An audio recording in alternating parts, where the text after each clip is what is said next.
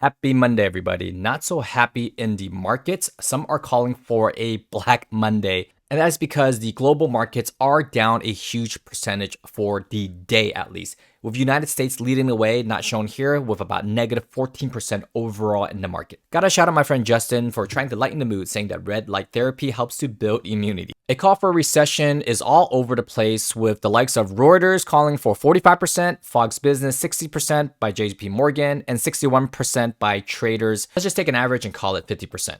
Some levers we can pull to not completely stop the bleeding, but to mitigate some further downside is the Fed cutting rates. Right now, the Feds are holding pat with 2, but people are calling for 3 up to 5 rate cuts will help move the flow of money around the United States. Because opposite of inflation, we don't want stagflation, which is just everyone hoarding a lot of money.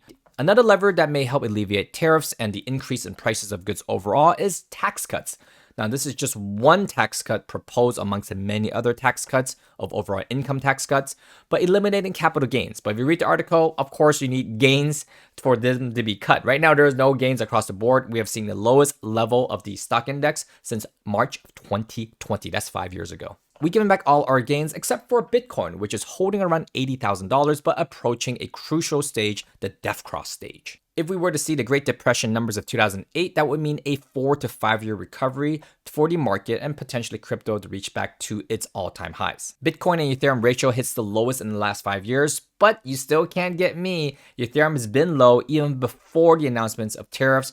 I'm not buying back into this thing. Ethereum has paused their latest upgrade, and there also has been major liquidations of Ethereum traders across the board, close to $100 million. The fear and greed index has dropped another 7 points down to 17 to extreme fear levels.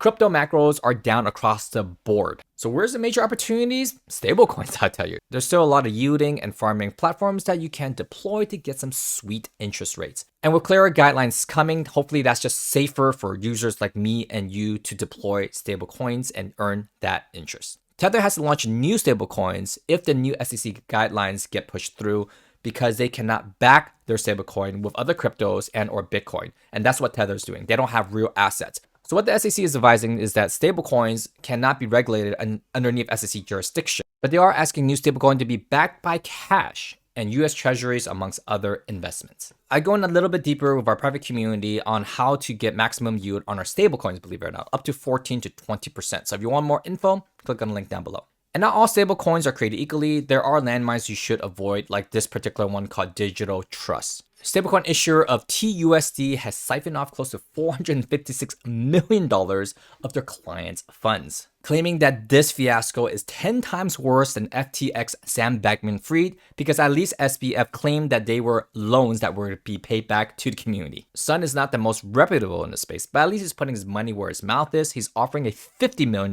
bounty for anyone that solves this case. One thing that's holding steady, believe it or not, is Fartcoin. They have actually performed well within the latest news. They've jumped close to 183% since taking a bottom on March 11. And as of today, they actually made a move up, believe it or not. So they've survived the red weekend and even Black Monday. Holding a market cap of $500 million amongst meme coins is notable. Hopefully, hot air continues to rise. And then, of course, the NFTs correlate with crypto, which unfortunately now correlates with the macro markets. It's not de-pegged as it should be if it's truly a digital asset that has its own valuation.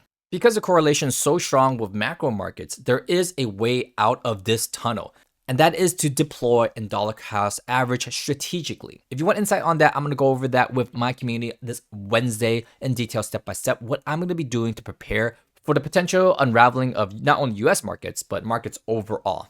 The great news is that there will be brighter days ahead, but you have to plan accordingly, and that's what we're excited about here within Crypto Mavericks. So subscribe and follow along, as we have 3 market updates for you on a weekly to keep you up to date with the most moving news. Not to mention, we have amazing podcast guests lined up for you guys. We'll see you guys on the next one. Peace.